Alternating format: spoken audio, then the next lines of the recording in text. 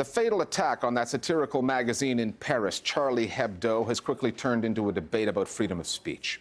The edgy and provocative magazine exists in France only because writers and journalists there are legally protected in their right to do their work with sharpened and sometimes poisoned pens. The horrific killings of 10 staff members at the magazine seems rather clear-cut, a denial of that right. However, context does have a way of complicating what appear to be the simplest storylines. The context in this story comes in the form of what the magazine has published, and herein lies the difficulty. Al Jazeera has taken the editorial decision, and this goes back to those Danish cartoons in 2006, not to show the cartoons. Not because we fear reprisals, but because so many people, mostly Muslims, but members of other religions too, find the cartoons deeply offensive. Ultimately, this is a story about different cultures and what they are willing to tolerate in the so-called other. France has a tradition of satire that shocks and savages to an extent that would not be tolerated in other so-called liberal democracies. It's just what the French do. There is nothing that justifies the murder of any journalist or cartoonist over their work. But this is a story in need of explanation, and that's what we're going to try to do. Our starting point this week is Paris.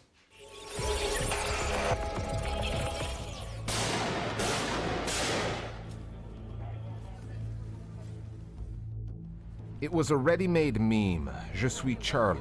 I am Charlie. We are all Charlie. Journalists clicked that message of solidarity, and it traveled fast. But what were they expressing solidarity with, exactly? Because, as one writer put it, as the headlines screamed of attacks on freedom, to abhor what was done to the victims is not the same as to become them.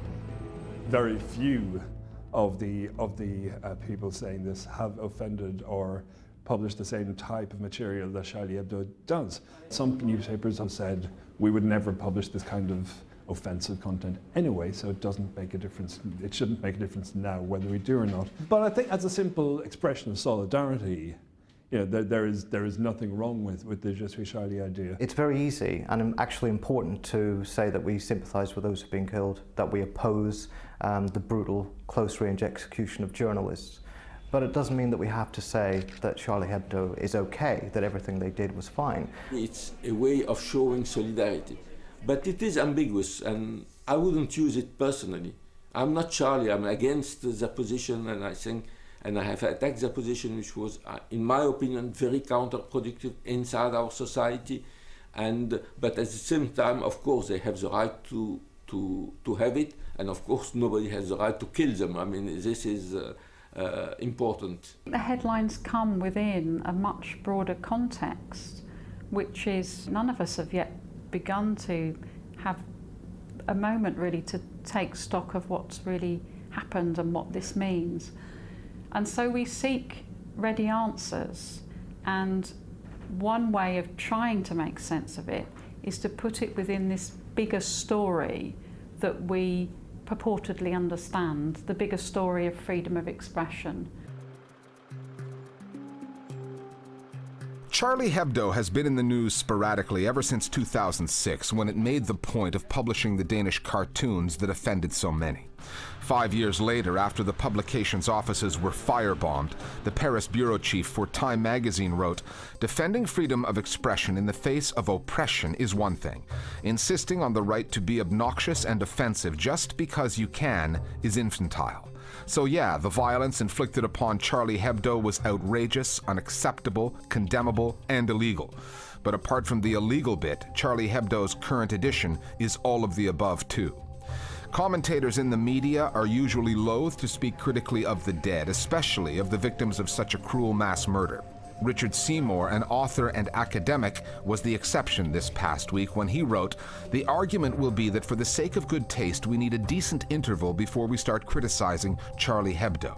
But given the scale of the ongoing anti-Muslim backlash in France, and given the ideological purposes to which this atrocity will be put, it is essential to get this right. There's a critical difference between solidarity with the journalists attacked and solidarity with what is frankly a racist publication." What I mean by that is there's a kind of cynical, in my opinion, whitewashing going on of this publication, which did produce some quite crass, adolescent, racist material. And we should acknowledge that. And it doesn't justify anything that took place. It doesn't necessarily even explain what took place. But it does put into context the reaction that we're going to see now, the reaction that we're already seeing. So in order to even start this conversation properly, we just need to acknowledge that there is a problem. It's a magazine which is offensive, certainly, but it is equal opportunities offensive. It will mock Christians, it will mock Jews, it will mock Muslims, it will mock anyone in French society. It is not particularly geared towards offending one group. It satirizes everybody equally. Charlie Hebdo does go after just about everybody, but not necessarily equally. Look back at its cover stories from the past year and you will find a disproportionate number about Muslims, who make up about 7% of the French population. Satire is supposed to mock the powerful, and even when the magazine skewers right-wing fears over immigrants, it uses racialized images of pregnant Muslim women supposedly taking advantage of the French welfare state, women who tend to be more underprivileged than they are powerful. But, as we learned in 2010, it's not like anything goes at Charlie Hebdo. When one of their writers, Maurice Sinet, wrote something disgustingly anti-Semitic about the son of the French Prime Minister Nicolas Sarkozy, the magazine quite rightly fired him. So they had standards, they have a moral compass. It just so happens that their moral compass didn't extend to the Muslim community of France. France is a mostly Catholic country with a strong secular streak. Laws separating church and state were passed more than a century ago and remain in place. Many French Christians practice their religion, but see the lack of reverence for political and religious figures and the right to blaspheme as signs of a healthy democracy. However, those laws were written in a different era, with the Vatican and not Mecca in mind. The Catholic Church was really an important political power, not religious. I mean, religious, of course, but also political. In this time, it was against democracy, against the Republic, etc. So the right of blasphemy was accepted in this context of struggle. Of course, today, it has a complete different meaning. But the law has not changed, and you can be with the right of blasphemy, and I am not in favor of changing the law in France and saying that some of the blasphemy are really counterproductive. So it's a very interesting question, isn't it? Whether we should have the right to blaspheme religions. I think that, it goes hand in hand for me in terms of thinking about ourselves as developing mature democracies. And we have to, have the responsibilities, it seems to me, that go with those rights within a mature multicultural democracy. And so I think that the right to say this or that has to always be one that we interrogate and we think about, and we don't just take it for granted that actually we have the right to say anything. In the early 1990s, a term coined almost a century ago came back into vogue: the clash of civilizations. The idea that people's cultural and religious identities would be the primary source of future conflicts. The term was trotted out again this past week. But is that what really happened in Paris? Is a conflict between a relative few who use their mighty pens to provoke and defend, and a few others who use the gun to murder and silence, is that a clash of civilizations, or is it just a clash of an uncivilized few? That's something the politicians dealing with the aftermath and the media reporting on it might want to keep in mind. On the download this week, our viewers weigh in on the story and the coverage in Paris. Let's say a magazine is based in the United States and is run predominantly by white middle-class Americans, and they choose to run a cartoon that depicts other white middle-class Americans as fat, lazy gorillas.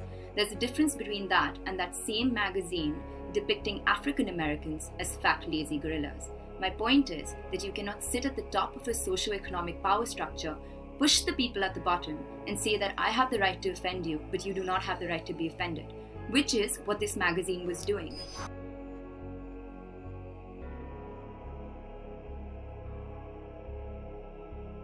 Plenty of us have been critical of the magazine for a long time. We do not say, "We are Charlie," because many of us believe satire should punch up, not down, and that the negative media portrayals of Islam play a large part in the divisions within French society. Violence is never a valid means for expressing disagreement, but I believe events like these don't mean we should silence our criticisms.